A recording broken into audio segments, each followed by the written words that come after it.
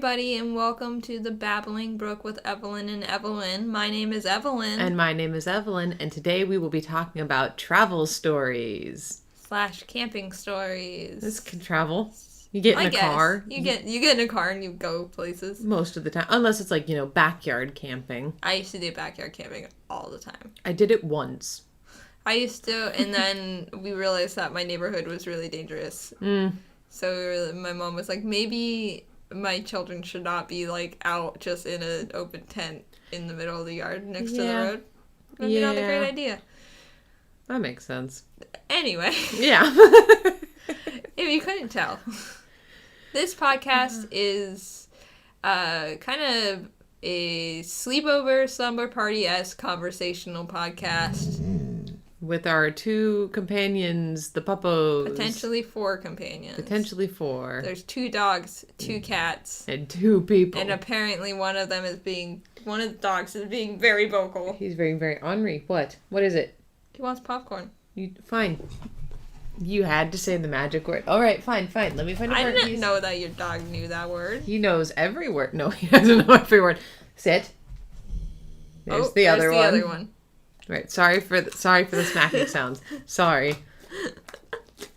That's all you get. That's so loud. Why? You just made the most liquidy smacking sounds. He's making smacking sounds, and then he's making grunt noises. He's breathing really hard, too. This is going to be a fun recording. Wait, buddy. Hi. Buddy. Yeah. Sorry, guys. This is also the animal episode. We also do take our animals with us. But yeah, this is a slumber party, sleepover talk back and forth between 2 friends. If that's not your deal, you may not want to be here and listen to it. And we're not offended. Each episode, we take turns picking a topic. Yeah, this time is Evelyn's topic. It's my topic. Totally not like I just picked it out of the air because I almost forgot that we were recording. No way. No preparation. No. Okay, we had a birthday party last night. We did have a birthday party. It was a surprise birthday party. A very important surprise birthday party. For my dad. So, that took a lot out of me. And not only that, but I'm 2 weeks out from a show, which I don't think I can do recording on that day because I need to be at the facility that Saturday. We have a backlog. Sweet, cool, yep. Amazing. But no, yeah, so we've been working on a lot of different things, but it is going to be good. But now I want to talk about traveling and camping because speaking of the birthday party, that was our cover story, was that we were camping with some family friends, which we technically still are because we just leave our trailer out at a rec center for my dad's work, which is super duper cool. I love having access to that area. I woke up and I actually got to see how the whole place is laid out because when I got there last night, I'd never been there and it was dark. So it was like 11? It was late. Yeah, because we didn't end up leaving the party until 10:40 something. Yeah, which was late. Bananas. Which was 45 minutes later than we were supposed to be out of there. Yes, buddy. No, yeah, we were definitely supposed to leave earlier, but I didn't realize so many people were out in the parking lot either until I went to leave. I was so confused, but I realized why.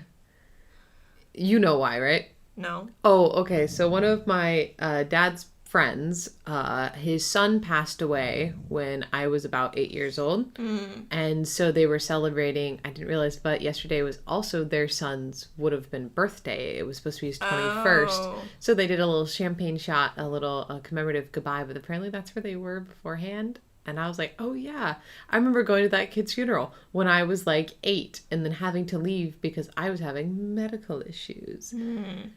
I did not know what was going on. He's very upset. Aren't you, buddy? Wow. Aren't you, buddy? I don't know what you're growling at down there.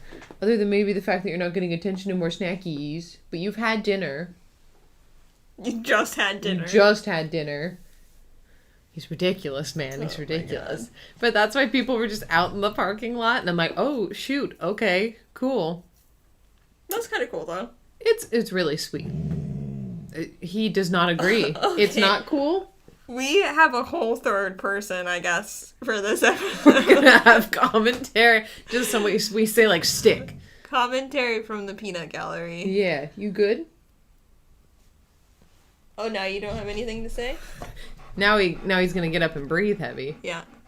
Yeah, buddy. Do you want the microphone closer so you can breathe directly in there, huh? Huh? I just hope he doesn't bark. We will cut out barking. That was the biggest fuck you face. Dude, fine. You can have another piece of popcorn. Jesus Christ. I'm not going to get any popcorn by the end of this. Right, ready? Ready? Go get your popcorn. Don't hit the table. He's gonna. Last time he hit his head on it. Almost hit the table. Can we go the other way? No, not that way. Go. You're going to hear some chairs moving. Give it a second.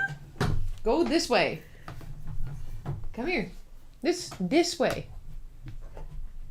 You're so stupid. If you couldn't tell, we do not have a studio. No, we don't. I've thought about it, but we don't. We have our microphone set up on a folding table. in an extra room in the house. Well, it's called the playroom, but apparently we can't call it that anymore because people get the wrong idea. This was like, the traditional nursery. Well, when you say playroom, the first thing I think of is like a children's playroom. Yeah. Right? That's what it is. Yeah. Was when we were younger, but now it's just like our rec room, basically, because my sister and I both make use out of it. But apparently some ridiculous 20-year-olds can't get their brain out of the gutter. Who? One of our players' friends. All of our guy friends, the original D&D group I played with. Yeah, buddy? What did you think about that? Just dead silent. Breathing. Just look. Silence. And then more heavy breathing. Yeah, you gonna lay down? Okay, he's laying down. He looks at me for approval. Right. Let's get into our conversation about traveling and camping. Perhaps maybe our most memorable or just some of the most fun, maybe some really cool locations. I've been on quite a few road trips. Okay. And then when I was a kid, we used to go camping all the time. Oh, yeah. Come on. Yeah. Who didn't love camping? I mean, what's like a camping trip that you really, really remember and maybe carry with you? There was one while my mom... Sorry. I won't talk about my mom. Buddy.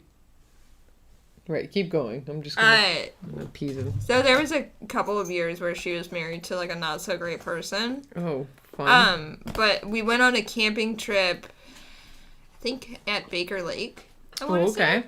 Or no, it was close to Baker Lake. It was like somewhere in that area. But I met this kid there. I was maybe like 10 or 11, potentially, middle school aged. And this kid and I, just for like 2 days, were like best friends. Aww. He was there with his cousins, and they were all girls, and I was there with my brothers. So I was the only girl. And my whole thing when I was a kid is I explored the woods. Anytime I would explore the woods. So we literally ran into each other. We were on campsites on opposite sides of the camp. Aww. And we ran into each other, like, both doing weird kid shit in the woods. And so we were like, okay. Like, let's be friends. That's so cute. Yeah, so we were just, like, best friends for, like, 2 days. And you never saw them again? Never saw him again. His name was Brandon. Aww. It's like you knew his last name. It's like, we're going to introduce you back to him. Woo. No. I did not know his last name. I do not know his last name. I know he was a total nerd and total dork. And I probably, at that point, was like, I was around the age where, like, I have crushes, right? So I'm pretty sure that I just had, like, a super crush on this kid. Yeah, come on. Because he was also doing weird kid shit in the woods, and every other person who I was with didn't want to do weird kid shit. Aww. Because my cousins were there, too. Yeah. They're all girls. And they are very much, like, girly girls. They've been pretty, like, girly girls. They were cheerleaders, like... We grew up very differently, but, very close. So, I grew up around boys out in the woods, like, throwing dirt clods at each other. Yep. They were very much, like, they were always wanting to, like, be, like, a pop star or a cheerleader, like, doing, like, spa stuff and makeup and whatever. Oh, yeah. So, while they were, like, getting their first makeup kits, I was, like, seeing how high I could climb in the tree in my backyard. Aww. So, That's just so sweet. they were, like, not really into the whole, like, let's go explore the woods. Oh, we have a guest. Oh, hello, buddy. Let's see how far he gets this time. I love his tail just, like, wow. Hi, Bear. He decided You to go sniff his butt? that way this time, away from me. He's probably like, can I get in Mama's lap? Or he's going to hide under the chair with the blanket. He's going to hide under the chair with the blanket. Okay, buddy. Yeah, I so... hope he doesn't make noise. So, I remember that was when... I think that was the year that TikTok came out by Kesha. Oh, God, I thought you meant the app, and I got really confused. Yeah, I know. don't like the app either, man. It's a pretty good song, though. Oh, the song is a bop. So, I vividly remember them trying to come up with a dance routine to that. Well, I was like, I'm gonna go try to fit inside of this hollowed out tree stump. Oh. So, me and this kid were just pretty much exploring the woods, pretending that we were, like, rabid children. I don't think we were really pretending. I think we were just rabid children. You don't like rabid children? I'm still comment? Still a rabid child, so. All right. But yeah. No comment. That's probably the most memorable camping experience. Oh, see, mine. Wow. Yeah, you were with on this one. Mine have to do with the town of Winthrop over in eastern Washington. Yeah, I've done some camping there. You hush. I will put you out. Okanagan.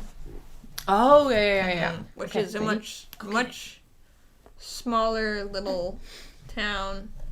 That was where I got to feed a deer Oreos.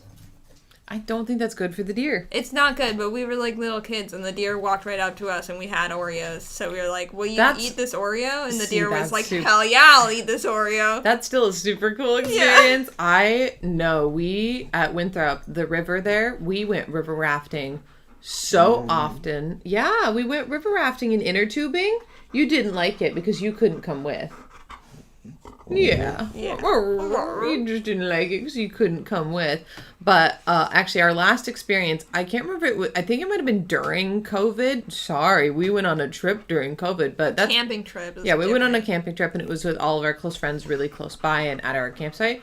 But we went, and this last experience, we did river rafting, but we found that there's a 2-hour long way that you can go. You can park at the end, and driving-wise, it's like 15... Yeah, driving-wise, it's like 15 minutes out, but going, traveling the river-wise, it's like a 2-hour trip. And the pool was closed due to COVID. Yeah.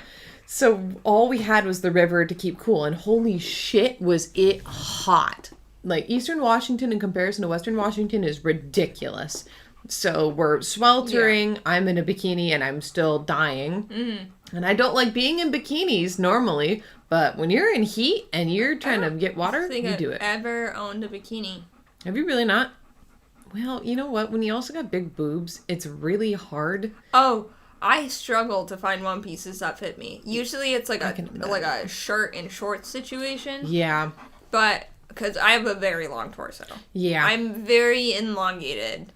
I'm like a string bean. So, like, usually I've discovered now that if I buy, like, a size or two up, then I can just take in the sides, and then it's long enough for me. There you go. Which, like, life hack for girls who are, like, scrawny and have, like, really long torsos. If you want a one piece because you don't like the way that bikinis look on you, then just buy it, like, a size up. And then take just it in. Take it in. Or get someone to take it in if you can't. But, no, so I'm Find a grandma. Yeah, there you go. Find any random grandma off the street. Any random grandma probably has a sewing machine, and they'll probably be proud of you for having a one piece instead of a bikini. Yeah, they'll probably just do it. But we went on this 2-hour one. My family was... It was 3 families. It was my family, my cousin's family, and then... It was 4 of us. It was 4 different families. So we were all going together, and we all tried to lock our tubes together, just with the little ropes and the little clickers. That's what we used to do. Because we tube on... I'm going to have to bleep out names of places because it's too close to home, but we tube on river. Yeah. So we'd go to... And then park there... hop on our tubes, and then just for hours, just, like, float down until we got to, like, area. See, I don't trust that river. I have heard bad things about... Oh, I know people who have died or almost died. Yeah, that noise. So I'm like, hell no. There's so many log jams to get, like, sucked under. Yep. Hey, speaking of which. My cousin's fiance, his dad, a couple of years ago now, actually, he didn't get stuck in a log jam. They think he had a stroke and fell, but he drowned in the river. Oh, God. Yeah. That's just as bad, if not worse. Up. It was like a couple months after her dad passed away from suicide. Oh, it was a really rough year. No. It was a fucked up year. I mean, I feel them, but we were going down this river, right? And it gets to a really shallow part, but it's still a really fast part. And we need to unlock we need to stand just to get up because it was too low. I was in flip-flops because I didn't have my regular sandals, and I didn't think anything of it. I have never, ever had problems losing shoes in rough water. I just, you clench your feet. That wasn't the issue. The issue is that it was really slick. I slip out of my tube. I go under and out of my tube. I can't get up. The water's running so fast, I'm trying to pull myself. And then suddenly there's tubes around me, and I have rope wrapped around my neck, and I'm about to get suffocated above water while trying not to drown underwater. My shoes go off. I'm getting suffocated while trying not to drown. And my mom is freaking out. She's screaming, get it off, or it's around her neck. And I'm panicking. I feel like I'm about to die. God. They get it off. We stand. I'm like standing they get me up to like a little bank for a second. I'm breathing heavy. I'm like, there's no way out. I have to keep going down the river. Yeah. There's no going back. You can't walk the sides. No. It's keep going down the river. I have to get back in this godforsaken thing that almost killed me. And then I'm like, I don't know where my shoe is, so someone had to paddle ahead and get my flip-flop. That's like the worst. I only ever went proper tubing maybe once.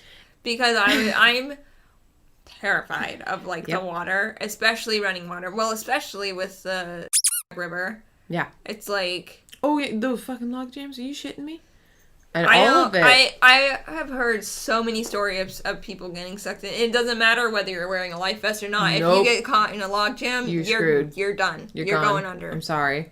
But you might come out on the other side. You might. But you probably won't. No, it's just that stuck. And I mean, I felt that fear. And then afterwards, we all just basically detached into small groups. So it was like 2s or 3s rather than a big ass long chain. So it was just my mom and I. My mom's like, it's okay. But I was terrified. On the entire way back, I'm shaking. Yeah, that's horrifying. I'm just like, I almost died on the river. I would never get in an inner tube again. No, but now I'm think about it now, and it doesn't fill me with too much fear. But now I realize I've almost died to water a lot. I was at the water slides near us. Shush. I went down. Someone didn't listen to a lifeguard. Went down immediately after me. I got knocked out because I was, when you go, you fall off and you go in the pool. Mm-hmm. They came down immediately after.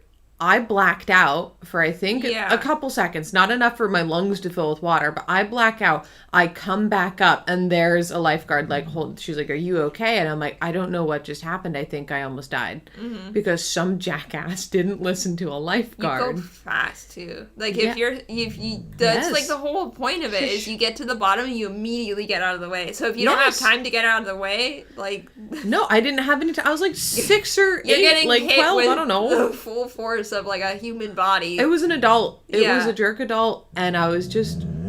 He's upset. I know. It's very upsetting. Well, and then we're all mad. At Winthrop, too, we also had the experience of we went on a full raft, and the guys were drinking. Of course. The dads were drinking. Yeah. We were getting really close to the edge, and I was like, hey, we're getting really close to the edge. I'm a child. Shush, you. Shush. I will touch you, but you need to shush.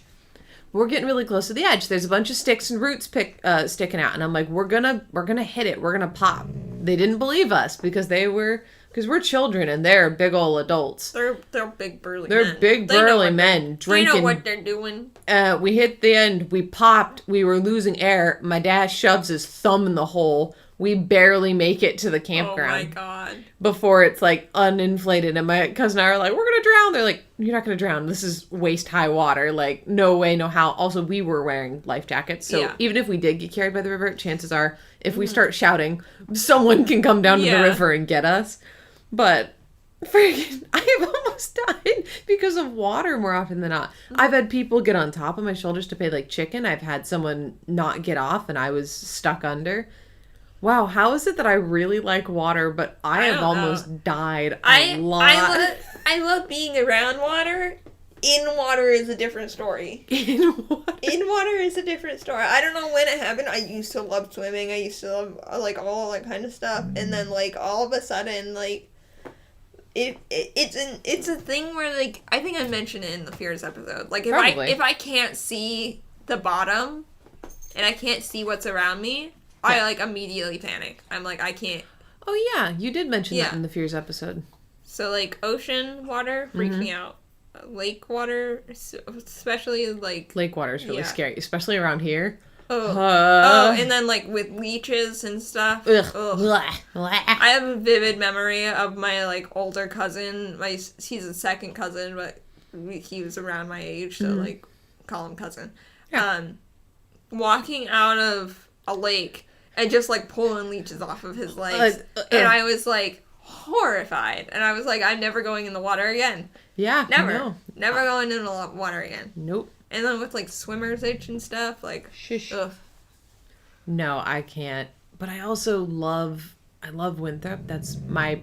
Yes, I do. You came with last time. That's my favorite place to camp because I love the town. I love the surrounding area. I love what you can do. I love that there's a couple lakes that you can go to pretty close by. It's a completely different vibe from where we are because we're a harbor town. Yes. We're very evergreen. That's what our forests are. But if you go over there, it's mountains, it's dry, it's desert, and Winthrop is a western town. Yeah.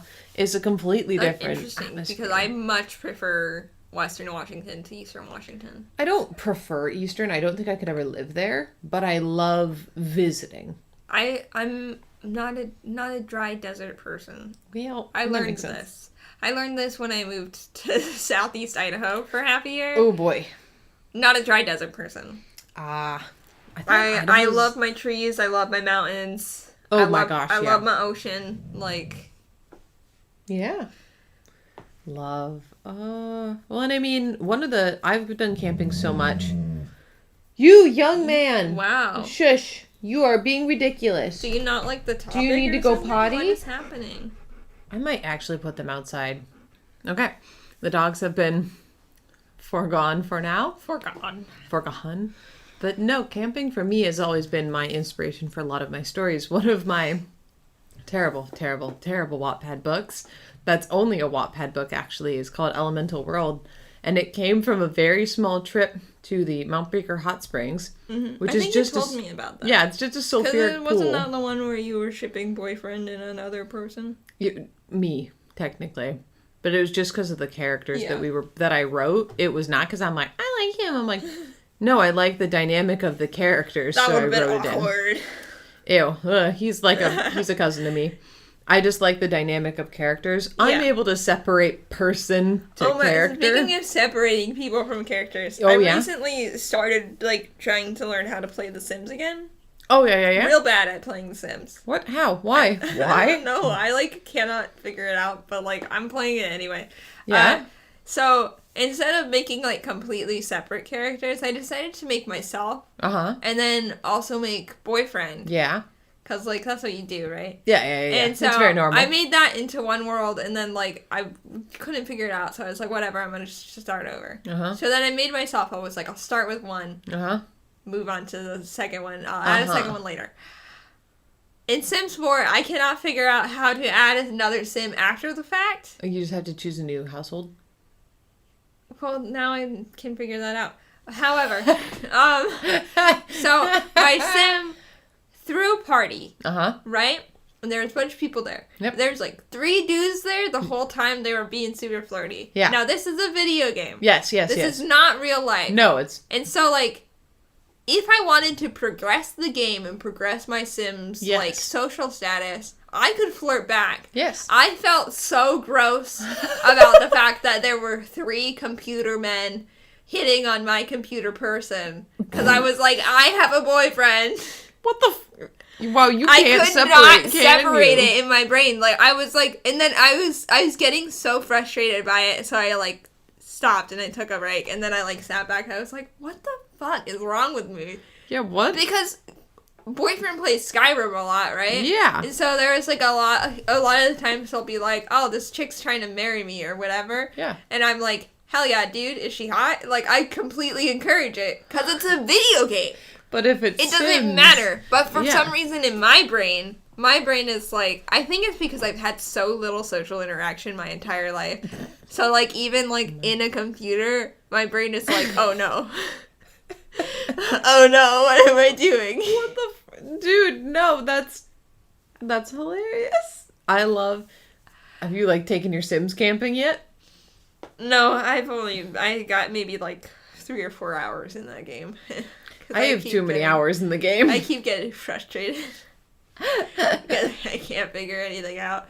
And instead of looking up, like, a YouTube Let's Play or, like, a tutorial or whatever, I'm just like, no, I'm going to figure it out on my own. Because who doesn't know how to play The Sims? I don't know, because I'm confused, too, because I did not need YouTube Let's Plays. How do you not know how to play The Sims? So bad at video games. I've never really played video games my entire life. Like, the most video game that I've ever played is Minecraft. I have way too many hours in Minecraft. Same. But I don't play Minecraft to, like, play Minecraft. Mm-hmm. I play Minecraft to, like, build little farms and not progress the game at all. I'm also very bad at that. I know what you mean. So, like, but, like, I'm just not good at it. The only other video game that I played, like, all the way through is Kingdom Hearts 2. Oh. So, which, like, I love the Kingdom Hearts series. Oh, They're yeah, amazing. come on. Like, if I still had a PlayStation 2, I probably would be just constantly playing and replaying Kingdom Hearts. Oh my goodness. But I've got a couple of those games that I do. There's a couple that I've definitely played all the way through. I have played Dragon's Dogma, the original, because I got the second one. It's not a second one. It's like an expansion, Dark Arisen. I have not touched any of the Dark Arisen shit. I get so scared. I get scared trying to just beat the regular dragon because then more shit happens. And I'm like, fuck. I've completed Child of Light. I fucking love that game. I've completed it like 3 times through. It's such a good game. There was a short one-off game sort of thing that I played over and over and over again for a while, and when it came out, it is called Fibrillation. Oh. And it's basically, like, the whole concept is this guy got hit by a car. He was in a car accident, right? And he sort of wakes up in this almost sort of limbo. Oh. He's trying to make his way back, but, like, you're being hunted by this, like, weird death creature. Yeah. And so, spoiler alert, you should play this game, because this game is amazing if you can find it. It's been literally years since I played it. But once you get to the end, you sort of have a choice, and so it's anyway. Yep. The way that they designed the game is really cool, because no matter what, you end up at the same place. But it's just, it makes you feel, I think they did, like, a really good job of, like, making it feel sort of hopeless, because this whole time you're trying to get away from this thing, and then no matter what, you're gonna end up in the same place, and it's like this big sandy white sort of endless desert. And it starts, there's, like, wind that is, like, pushing you to go one direction, but if you turn around, there's another building further away. So the wind is pushing you towards the direction that is what we quote unquote death. So you go there, you see your body on an operating table, and the game ends.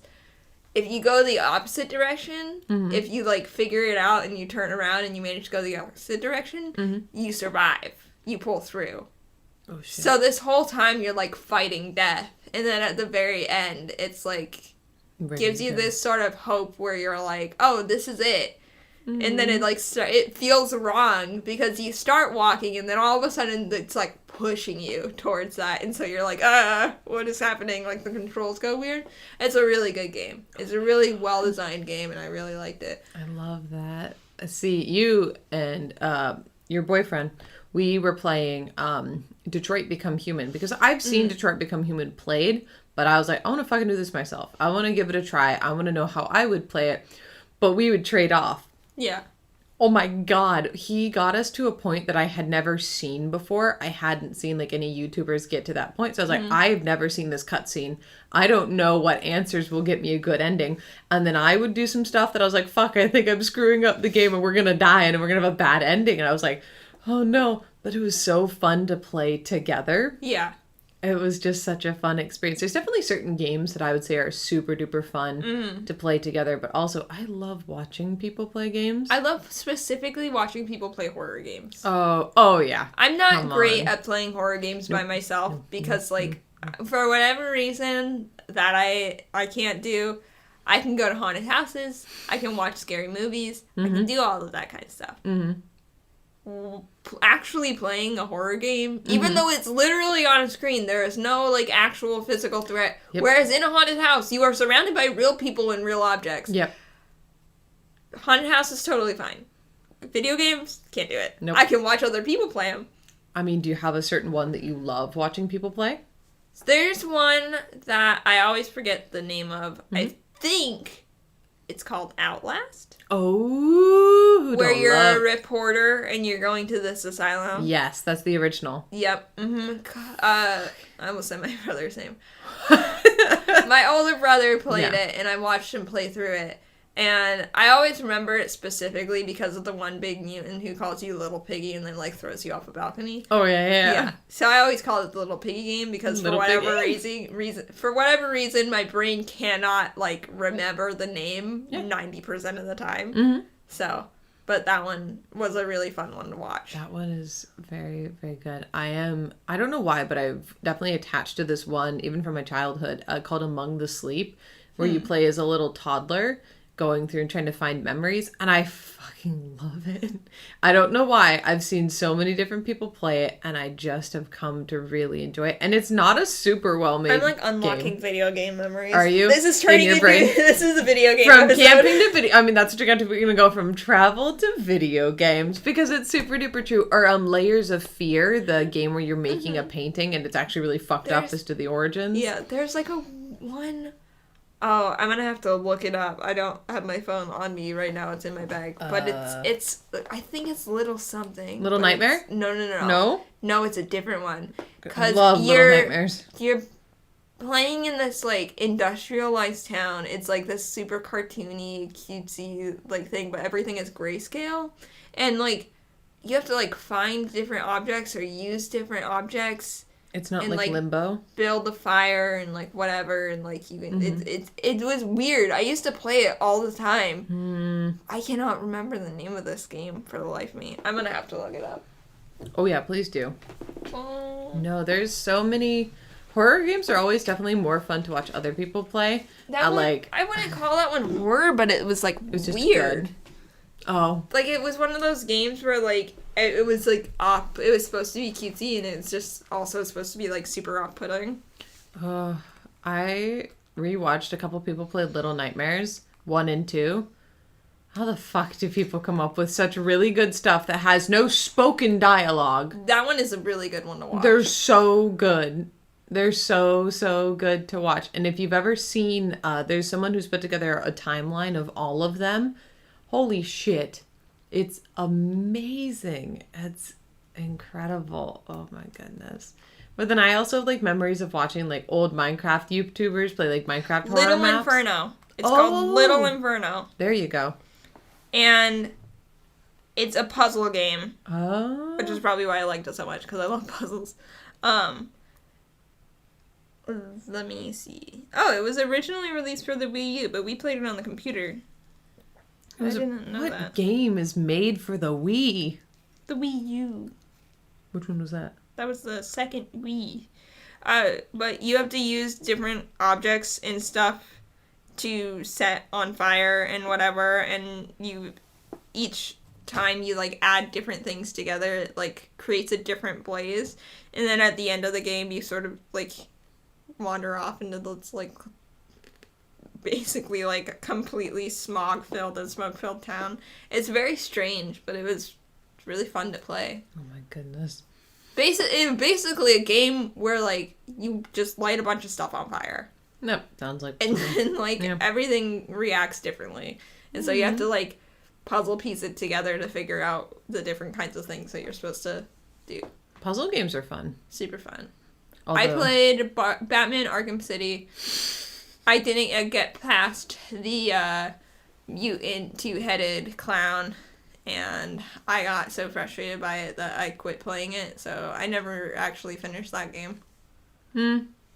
That was my first dive into, like, an actual video game. They're, like, you have to, like, be doing stuff all the time, and I couldn't do it. Yeah. My first dive was Destiny, the game. Fucking loved that game because it's a shooter, and I don't normally love shooters, but when you grow up watching your dad play shooters, I used to always watch him play Call of Duty, and I loved watching him play Assassin's Creed. That was my favorite to watch him play. I got... Come on. So, every once in a while, my brothers would be like, do you want to play a game with us? And I'd be like, yeah.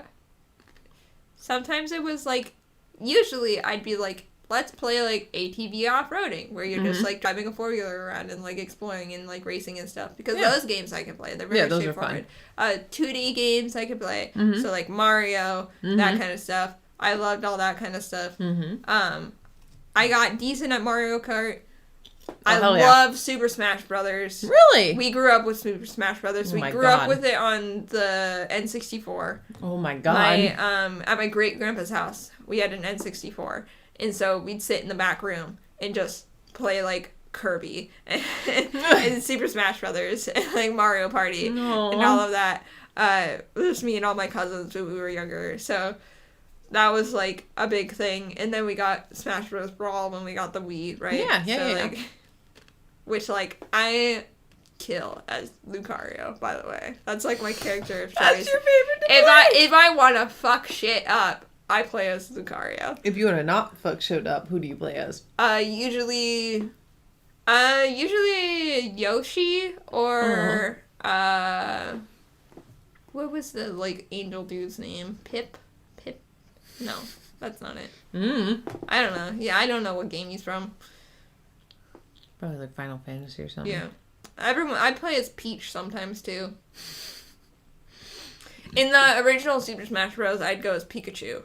So I'd do Pikachu and I'd do Jigglypuff, because Pikachu can fuck shit up, and Jigglypuff can also fuck shit up. Oh my goodness. My older brother would always play as Kirby. Oh boy. And he is ridiculously good at, like, video games. And so he'd always kick ass, right? Well, nobody would ever win, except for him. Yep. But, like, his go-to was Kirby, and it... Every time he'd pick Kirby, everybody was like, oh my god. I don't know. I didn't really ever play games against people. I love to play them with, because I played Destiny so much once I got into it. It was either Destiny or Minecraft. Those were the two things that I played. I loved it. When we were kids, we logged so many hours into Minecraft, like when it first came out. So many hours. Oh my god. Oh, holy and shit. we'd play it together, right? Yes. Because, and so, like, we just, so many hours, and then, like, we just stopped, and it disappeared for a while, and then all of a sudden, like, the last, like, couple years, Minecraft has been in, like, a big boom again. And so I, like, went and I bought it when I was in Idaho because I needed something to do while I, like, just, like, as, like, a cool down because I was working for a call center. Oh, yeah. And so, like, after work, I'd be like, I need to not think about people. I think just play Minecraft. Minecraft. Started playing Minecraft again. It's a bop. I'm really impressed to see what people have done with it. Like, just on the basic base game level and how much it's come. Yeah, it's... Ugh. And then I've also, because I think I've talked about this before, but I love anything relating to story. It doesn't matter for me the medium. It matters for me the plot, the story, and the execution for, like, voiceover work. And as a kid, I loved Minecraft roleplays. And even now, I will still watch some, and people are like, oh, it's for kids. And I'm like, fuck you. It's an entertaining media. That's just like what the I care same about. To me as people being like, adults shouldn't watch cartoons. And it's like, fuck you. No, if I like something and it makes me happy and it's not hurting anybody, then like, why can't I enjoy that? Why can't I just enjoy some media? If it's creative and it's engaging, then I'm gonna enjoy it, and it doesn't make me have to think all the time. Right. I can just watch it and enjoy it. I can watch some people build some really cool stuff. I can listen to some really great voice acting. or I can just see how creative people get with the different stories that I've seen them build. Yeah. Because I don't care. I really don't. Well, I mean, we do D&D, right? Like, that's the whole thing is storytelling. Oh my gosh, and D&D podcasts and whatever. Like, the like, story that, like, people can make, especially as, like, a group of people. Yes. The, like, kind of shit that people do is just, like, absolutely amazing. It's amazing. And, just like, because you have one medium that you use it through. It's so funny to me, because then it's because when you say, like, oh, it's a D&D podcast, and people are like, oh, a game? Like, they're just playing a game? They're just playing a game. Or, you know, I've been at work, and I got done with the season 1 of Not Another D&D Podcast, and I was about ready to cry. Mm-hmm. There were so many moments in that podcast that I was listening to, and I'm like, this is emotional. This is so well done, but it was also so comedic. Yeah. And I'm like, I'm crying. I'm about to cry. I'm like, holy shit, this is the end of the first season. I just made it through 100 episodes with these people. I heard them grow as characters and as players. This is amazing. And it reminds me of what we're doing right now with D&D. Is like, we're all growing a lot. And it makes me want to do more of it. That's exactly how the Adventure Zone was for me. So the first ever campaign that they did was super long campaign. Yep. And there was parts in that where, like, I was, like, sitting there, like, having a mental breakdown because I was like, oh my god. And then even since then, Amnesty got me. By the end of Amnesty, I was, like, sobbing and, like, whatever. Graduation got me, like, then now they're doing Ether Sea and, like, they're, I haven't quite caught up with it, but, like, it's I'm with you. Also very good.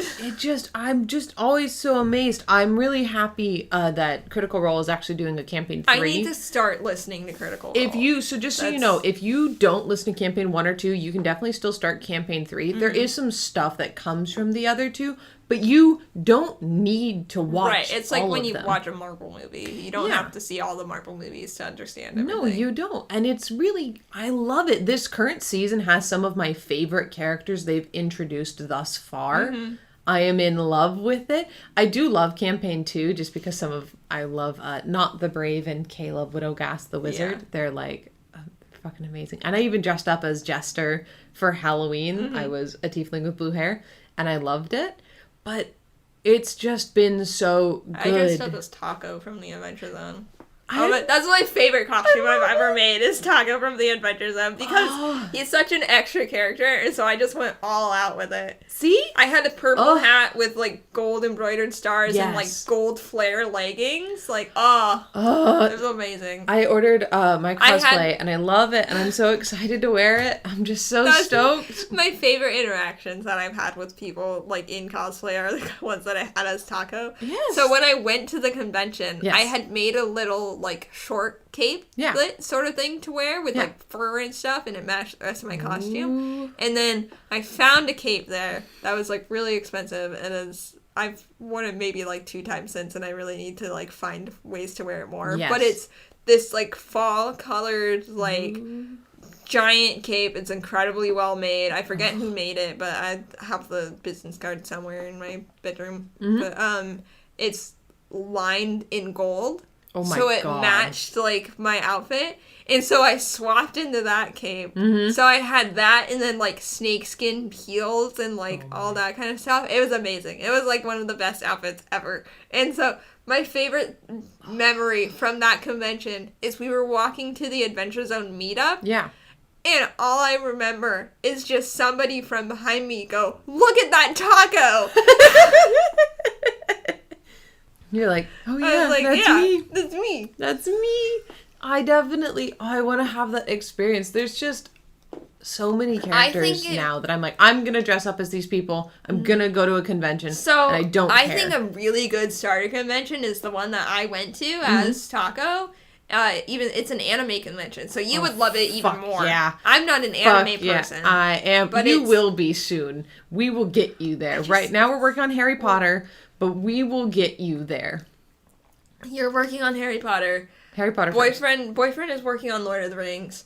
You haven't seen all the Lord of the Rings? I have, but I haven't seen them since I was a kid. Oh, okay. So like I'm rewatching them The extended editions, of course. Yes, they are the better ones. Yeah. They really are. I actually didn't know that I was watching extended editions until I tried to watch a box set, and I was like, where the fuck is this scene? Right. What? Oh my god. Where is it? I watched the director's edition of Midsommar recently. They had 30-something minutes to the movie. Shit. There's so many scenes that just add so much more to the film. I was every time a new scene would come up, because even the beginning of the movie is prolonged. They have different shots of different places that are prolonged. They show sort of different aspects. There's whole ass scenes between Danny and Kristen that don't exist in the original movie that add so much more. There's one scene that happens after the what's it called? What did they call it? The ceremony, where they send the old people to their death. Oh, yeah. There's a whole scene that happens that night where, they do a whole other ceremony involving, a kid pretending that he's going to, get thrown in the river and sacrificed. And, the whole leading up to it, you think they're actually going to throw this kid into this river, and because they chain him up and stick a rock on him, and they're holding him ready to swing him in there, and then last minute, they're like, no. It's this whole big, theatrical thing, and so that obviously, traumatizes Danny more, because she was like, whoa! She's like, they're about to kill a kid. Yeah, I just watched 2 people jump to their death, and now they're gonna throw a live child in a river?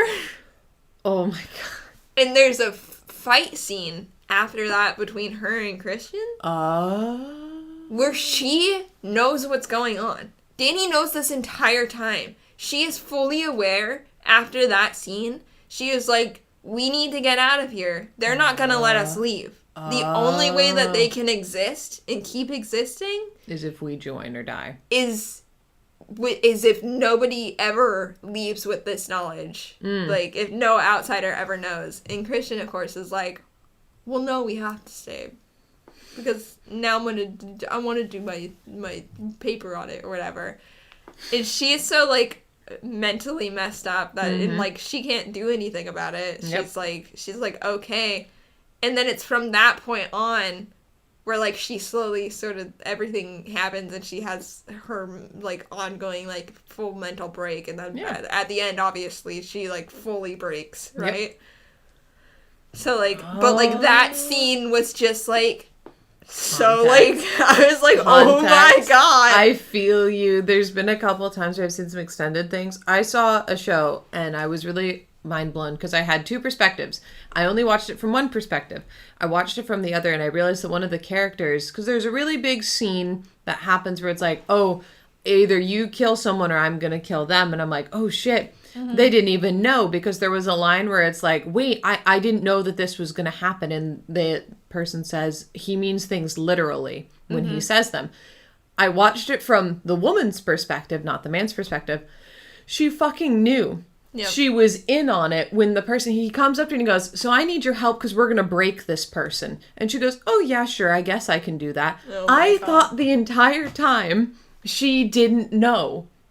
She didn't understand in full what was going to happen. She was like, oh, she's just, she's fucked up in the head, she's evil. I was like, cool, okay, she doesn't fully understand. But once she actually gets there, she's like, you didn't tell me that my life was on the line, but you also didn't tell me that he was going to have to take someone's soul. Not only take a soul, take the soul so that you can unleash a god-killing beast that's going to devour the earth. What? And I was like, she knew the whole time. She knew the whole time. That's why she broke. I was surprised because afterwards she has this mental breakdown and she actually tries to kill herself by the end of the series. I was pissed, by the way. No reason for her to kill herself because the person she wanted to die for was her lover who had been imprisoned. He got out though. He was free. And I'm like, no, stop it. Because she's giving her life forth away to people. I'm like, no, he's back. He's not dead. What are you doing? Why has nobody told her that her lover is back? He's not gone anymore. He's here. He loves you. He comes and she quite literally almost kills herself. but just hangs on by like an inch of her life. And he comes up to her and he doesn't want to say anything. Mm-hmm. You like see a shot of him from afar and he sees her and then almost walks away. And I'm like, no, go up to your woman. And it's because he saw everything that had happened when he was imprisoned. It was like a whole thing of body snatching. So he was imprisoned inside the body, having to watch it. Okay, yeah. And he's like, I'm so sorry for everything that I've done to you. I don't deserve you anymore. And I'm like, shut the fuck up and marry your woman right now. Because she tried to kill herself because she thought you were gone. Oh my God. Those stories kill me. But when when you watch people break and then you see it from the other side. Yeah. It fucking kills me. It kills me every time. I hate when you know why people, like characters in shows are doing something. But you're like, no. No. Because that's me, even in D&D too, where it's like, I'm going to make a decision as a character. And then people start getting mad at you, and you're like, I have to do it, though. I have to do it. I know. It's what's right for me. It's what my character... I hate when people... You either have a really good reason for why your character would do something, or people just want to make stupid-ass excuses. But I mean, example of what just happened at one of our sessions. Yeah. That was a character-driven decision. And I had a feeling that something big was coming for a while now. Because I didn't expect boyfriend to be stuck under debt that was only getting deeper and deeper and deeper. Yeah. There was going to be consequences. You guys were going to... Honest to God, that was probably the least consequential thing that could have happened. Well, that was the only reason that we even knew what was going on is because my character... Yeah, hid and, like, was suspicious of everything. And so that was the only reason. Otherwise, I guarantee we would have probably lost me and Allium. Yeah, you guys would have... that was the plan. Yeah. That was the whole plan, was to kill two... His plan was to kill or get 2 players killed. Yep. And so... Approximately, yeah. And I mean, it was either, it was 2 versus 1 kind of a scenario. But also the thing is that either you guys were going to be killed or you're all going to get captured and taken in to what is essentially in your campaign the biggest evil that there is. Yeah. And I mean, I honestly, though, when we talked with boyfriend, I didn't expect him to have such an interesting perspective on the big bad. Yeah.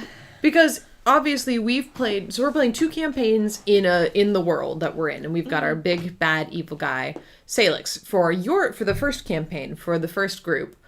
Whereas the second group experienced Salix and found that he wasn't half for them. No, he was super chill in the other one. He was very chill. Dynamics. Either 2 different characters very have different. Crazy different dynamics. Very different. With this. So, with Salix specifically, I love it. I love that one of them's like, this guy has to die. He's a terrible person. He's evil. He's hurting me. Torturing me the entire campaign. He's torturing me. This is enough. The other one just goes... you killed... Oh, we're chill. We're you turned me into a vampire accidentally. Because, I mean, Salix, y'all weren't really supposed to be there. And he's like, I don't have anything against you, but you were attacking one of my people. Yeah. And I'm concerned if you're going to continue. Why are you doing it? And thank God that one of you was alive and spoke to the person. Because basically our high elven friend, I don't remember what their in-game name is right now, and I'm blanking on it. I don't remember either. It's been a while since we did that one. I think it was Reaper, but Reaper basically spoke to Salix and was like, hey, we're good. You said that, and it did not sound like he said Reaper. What did I say? Oh. Yeah. No, I didn't say a naughty word. Reaper. R-E-A-P-E-R. Yeah. Not... It was the first time you said it. The second time it was more pronounced. It was the first time. I was like, whoa. No, that was not their name. Naughty word. No. But I mean, that character didn't get knocked out and didn't get turned into a vampire accidentally by vampire spawn. So they were able to have a conversation, explain the situation, and basically make a bargain and make a deal. And only one of you lost an organ. Only one of us lost an organ. But now that person who has lost an organ and lost only one organ is actually now protected from ever being harvested again, at least by the laws of the black market, that is. If anyone outside of Levistus's black market does do anything, they can't really touch him. I'm sorry, I keep yawning. No, you're fine. You're fine. I'm very tired. No, we had a very late night. But I mean, it's so interesting to see the different dynamic that everyone has. Because I mean, Yeah. I can't even imagine what was going to happen if they had gotten away with that conversation. Right? Yeah. I just don't know. Yeah. I don't know. I can't imagine it. No. I guess we would have had a whole scene. That would have been an entirely new arc, would be you guys attempting to escape the Belwick estate. Oh my god. Yeah. Well, One of us was supposed to get poisoned. Yes. So, like, it's even a matter of, like, are we even gonna make it to the Belwick estate? Or That is true.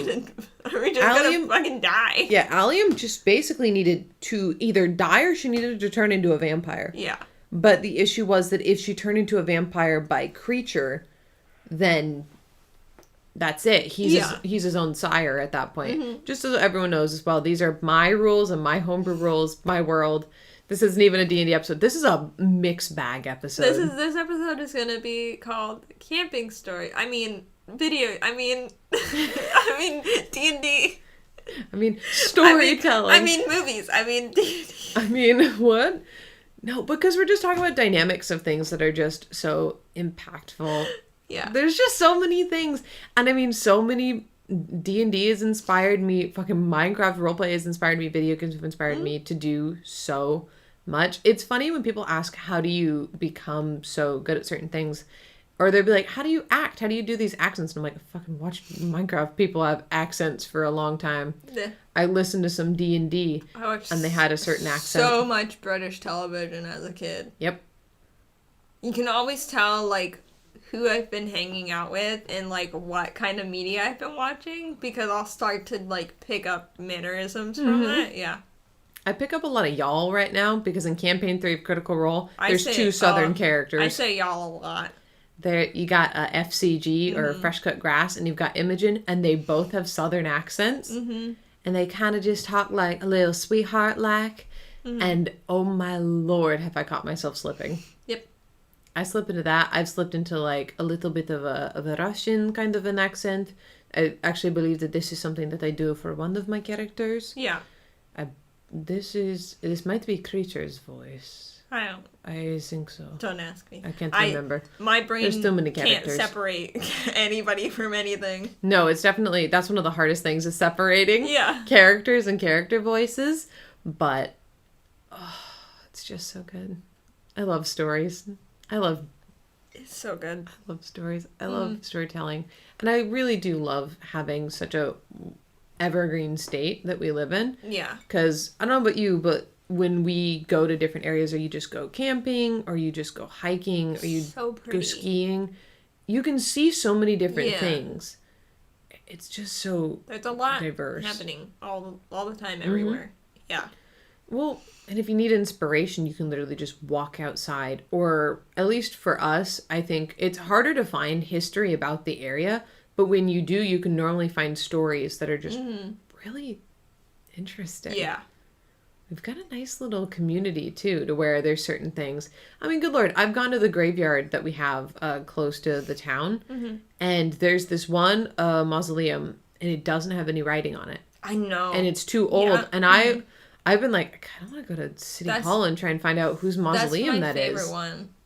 Because it's unmarked. It's such a perfect thing for a story that I'm like, I kind of want to do like a little short film or something about it. Even just if it is literally a short film, someone finding it, being interested, and then going through the steps of research. Yeah. To find out whose it is, what was their story. Because it's just so cool. You know what I want to do? What? I want to do an ARG. Oh, God. An alternate reality game. Like, either on, like, TikTok or something. I know that's, like, a big place for people to do them. But ever since I've, like, discovered that was a thing. Because they started, like, kind of on YouTube and whatever, like, where people would do, what was the one girl's name? But she did vlogs. And then slowly they, like, started getting, like, more disturbing and whatever. And whatever. There was another one where this girl just out of nowhere sort of, like, showed up and was, like, supposedly this, like, really famous influencer, and, like, that whole thing was, like, very weird and strange. So, like, I love the things that start off where, like, you're like, what, like, is this real? Like, what is happening? And, like, they're normal, and then just, like, slowly but surely, like, things just start getting, like, questionable. Yeah. And then just weird, and then, like, straight up disturbing, and then by the end of it, you sort of know. By the end of it, like, you always get to the point where you're, like, you figure it out, and you're like, oh, this isn't real, right? Cool. But, like, it's so much fun getting to that, like, watching that happen, and, like, being like, is this happening? Yeah, if you want to do something like that, I'm totally down. Ever since, like, I've discovered that sort of, like, platform of storytelling, I've always wanted to do it. I would love it. So, like... Hey, if we want to try something like that. The one I've always wanted to do is, to go on a road trip and, like, do, like, a road trip vlog series, right? But then, like, slowly have, like, things, like, sort of, like, peeking in the background or whatever, and then by the end of it, like, we're just, like, freaking out, like, we don't know, like, it's weird shit is happening. Ooh, I like that. I like that idea. And I mean, we have talked about doing a road trip before. Yeah. So, cool. Because, like, my thing was, like, my road trips are usually themed around, like, weird shit. Yeah. So, like, the one that I was supposed to go on and I never ended up actually getting to go on just because of, like, shit that life happens, right? Yeah, life happens. Was a Bigfoot road trip. So we were gonna go down through Oregon and down to Six Rivers and like camp in Willow Creek, where the most famous Bigfoot sighting happened with the video, the original video from the 70s. And, like, that kind of stuff. And the whole time I was planning, I was like, wouldn't it be cool if we, like, as we were going day by day, like, things sort of just kept, like, weird shit was happening. And then when we were there, like, just, like, something horrible happens, like, in the videos. I don't know. I just thought that would be really cool. Hey, if you plan it out. Yeah. And then when we go do it, we can do it. You won't see my face, though. Nope. Maybe I'm always the one holding the camera. You're a cameraman. I'm cameraman. You're gonna be cameraman John, like from William Osment. I did that, actually. That was my job when we did a short film. There's an abandoned house not too far off on one of the roads. I won't say the road because bleep. Yep. But there's an abandoned house, and we did 2 different things there because we had to go back and we needed more footage. And I said I will not be on screen. Yeah. Because I hate being on screen. Sorry, guys. That's just... I'm an actor and I love live acting. If you try and show me shit of myself, I want to scream and cry. It makes me sick. That's fair. Yeah, but I can hear my voice. But I just played the camera person, so I'm being the POV. I'm pointing at things from behind the camera. I'm going up. Yeah. And then at the very end, everyone passes out as they all start turning around and looking at, like, a doll or something. Because this house is full of creepy ass shit. Really? It's, like, got collections of newspapers. It's got a bunch of, like, it looks like it's got a little workshop in there where marionettes and puppets might have been built. It's got things tacked on the wall. It's got a frickin' rusted knife in the wall. I don't know who painted a pentagram either. It looks weird. There's always a pentagram. Always a pentagram. Always a pentagram. But by the end of it... My favorite graffiti that I've ever seen is if you go down to... out in Cedar Woolley, there's the Northern State Asylum, which like anybody who gets a chance to visit that place should visit that place because it's amazing. We were hiking back, and the one that we kept seeing was "Live Fast, Eat Ass," and that was like my motto: "Live fast, eat ass." Are we adding that to Mel's? What is it? It's Mel's Hole. What was the second one? Oh, God. What's your favorite creature? It's your favorite creature. It's the big boy. Hodag? Yeah, Mel's Hole, the Hodag, and now Live Fast, Eat Ass. Live Fast, Eat Ass. Mel's Hole, Hodag, which, like, Live Fast, Eat Ass. Don't graffiti, like, historical places, please. Please don't.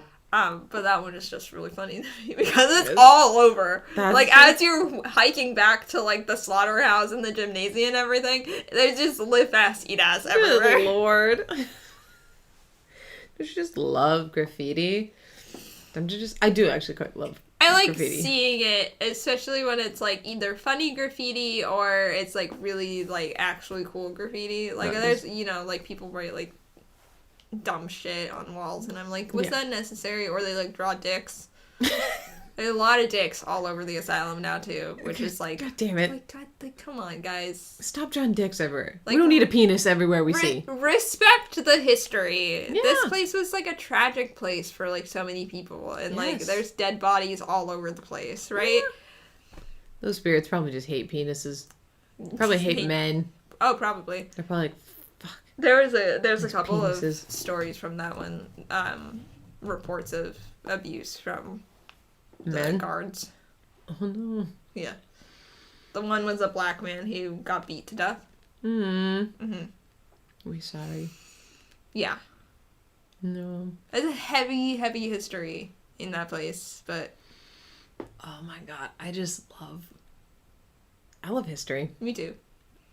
I love history. I don't like what history does, but I like history. No, history, but you learn from it. Some things you love and you keep with it, but other things you don't love, but you remember them and you learn from them. It's important to, like, know and to, like, not forget or wash out that sort of the bad stuff. No, I really... Because that's how you get, like, white people history books, whereas all those, like, go America, everything was great. Rather than... And then you start learning about all the bullshit afterwards where you're like, I was like, oh, crap, our ancestors may have not been the greatest, but also, so was... I can guarantee you, no one's ancestors were fucking angels. No, absolutely not. We're human beings. Everyone is a human being. The things that I heard, and I actually found super insulting, were people like, oh, this and that, they were such good people. And I'm like, they weren't innocent either. Like, the truth is, everyone had issues. Well, even, like, we have a whole day dedicated to Christopher Columbus, right? Yeah, he's not a good person. Not a good person. He literally ran a sex ring on his ship. Yeah. That's not a good person. He did a great thing. He found America. That's worth grateful. Great. Well, kind of. He stole America. He stole America. I mean, he did it, but I mean, if he didn't, we probably wouldn't be here today. We'd all have British accents. Yeah, we'd all have British accents. We'd all still be under the Queen. Or, even more stuff. I don't know. But I mean, I'd be living in like a cottage in Ireland somewhere, raising sheep, I don't know if I would still be here, 'cause I don't know how the World War would have went. I don't know how World War II would have went. And I'm German blood. Oh, yeah, you'd definitely. I'm German, Norwegian, and Dutch, so I don't know how that happened, but... My biggest chunk that I know is Dutch, but that's only, like... My last name is German, so know. There's no fucking way that I don't know if I would have been born. I'm a complete mutt, so, like, I would have been, like, some dirty peasant somewhere. Yeah, we're just like, oof. But, I mean, everyone does things, and no one is 100% good, no one's 100% bad. Well, there's always something. There's something. It's always, It's kind of... It's gray. We're gray. The world is gray. Well, it's in many beautiful colors. But, a lot of morals and everything is gray. Yeah. No, it's just... evil isn't born, it's made. Yes. I love that line. Or, like, it's all magic comes with a price, but all power comes with a price. Oh, those lines. I listen to a lot of true crime, and there's, like, a lot to say about, like, how people are raised in whatever and how that affects. But then there's other people who, like, are raised perfectly well and are still... It just happens. Turn out to be monsters. Yeah. Well, and it's, the whole genetics of nurture versus nature, but it's always a combo. It's always a mix. It's always a mix. There's something in there that clicks. There's some people where you look at them and you're like, you look at their whole history and you're like, that was definitely nurture. Like, they could have been a totally normal human being. Yep. And there's a little bit of nature that has to happen because obviously plenty of people have, like, tragic backstories that don't turn out to be, like, murderers or rapists and whatever. No. But, like, there's some people where you look at their childhood and you're like, you did not have a chance. Nope. Like, whether it was going to be this or it was going to be some other terrible thing that happened, like, you did not have a chance. No, we just went over in my child development class about authoritarian, authoritative, neglectful, and permissive. My God, can I tell you how much permissive parents piss me off? Mm-hmm. And then, because I believe it's authoritative is good, authoritarian is bad. Mm-hmm. It's because it's high responsiveness met with high demands and like expectations. Yeah. That is authoritative. I could be getting this wrong, and if I'm backwards, then someone can figure me out later. But that's like, those are the ones that you want to be. High responsiveness, but also high expectations and demand. But it's a compromise kind of a thing. You are hearing, you're seeing your child, but you do expect things from them. Yeah. Permissive is high responsiveness and caring, but little to no rules. Yeah, which is... I hate it. Bad. I hate it. Bad. It makes me mad. Mm-hmm. As a person who, I know why I am the way I am. I grew up with an authoritarian and an authoritative parent. They kind of, honest to God, they go back and forth on who's who. So I can't really be like, oh, one was always this and one was always that. They swapped like crazy depending on what was needed or even not needed. Yeah. But, you know, I look at my sister and I'm like, I think she's definitely getting a slightly different, it's unbalanced. It's definitely not the same. It definitely is. And I feel like that's just sort of what happens with multiple children, right? Especially when there's like an age gap that's like more than like a couple of years. Yep. And then because that's same thing, me and my older brother are a year apart, like literally. We basically grew up and people were like, oh, those are twins, right? And my little brother, there's a 5-year difference between me and him. So he was raised very, very differently than me and my older brother. You just see it too. Because I see the difference. I'm like, oh, certain things I'm like, she gets away with, and other times I'm like, why did she not get away with that? He grew up in like his like mentality. We always, for a long time, it was very much like we were like, no, he's baby little brother, right? Yeah. Like we don't want to hang out with that. Yep. But from his perspective, he grew up around 2 people who were 5 and 6 years older than him. Yeah. So he learned a lot faster and like was like sort of developed a lot faster to try to keep up with us because we were his household. That makes sense. That's a similar thing happened with my cousins because it's a very similar age gap. Because my older cousin, the oldest sister, she's my brother's age. And then the middle child is 1 year younger than me. So they were very close in age. Yep. And then there's another 5-year age gap between those ones. I think it's 4 years between those ones. It's that age gap that I think really can put a dent in things, and it either works or it doesn't. The thing, though, is there's a 4-year gap between those two. And then there is a... Uh-oh. I have to do math, man. Oh, no, I'm sorry. She's 20 now. And the twins are in 1st grade. Oh, no. That's the gap. Oof, that is a big gap. She was, I think, 20, so they're 6. It's like 13, isn't it? 13 years or so? It was more than that. She might be 21 now. Oh my God. So there's a very large gap. So the twins are getting raised alongside my cousin's children. Oh. Because they're so close. Because there's the twins, and then there is my cousin's daughter. And then a couple years after that is that same cousin's son. And then what was the youngest girl. Yep. Her daughter, and now she's gonna have another one. So like they're all very close together. Holy shit, that's bananas. That's brain hurty. Nope, I don't. But like that's what happened with me and all of my cousins. Yep. All of us are right there within each other. So me, my brother, my older brother, my oldest cousin, and the cousin that is 1 year younger than me, and then my other aunt has a son who is my age. So like we were all right there next to each other, and the only outliers were my little brother and quote unquote little cousin. Yeah. So like, but we were all very close. So there was just like a big group of kids that were like always with each other, and so we basically grew up very close, always together. We're gonna have to stop. That's fine. This That's is going to okay. be a wild podcast. Let's just call this like mixed bag or something, or I really think I'm just going to try and remember all the topics that we talked about today. Camping, ... I mean, video games, ... I mean, movies. I mean, storytelling. I mean, I don't know. I don't know anymore, man. The description, I'm going to have to figure out a description for it. Have fun. Oh my god. Tangents, and more tangents. Welcome to the podcast. Well, no, we're going to close out the podcast. No, I mean, welcome. This is how we do things. This is how we do it. Sorry that I think this is the most that we've ever done. Absolutely, we went totally, we never wrapped it back around. Nope. I think it's because both of our brains are pretty well spent.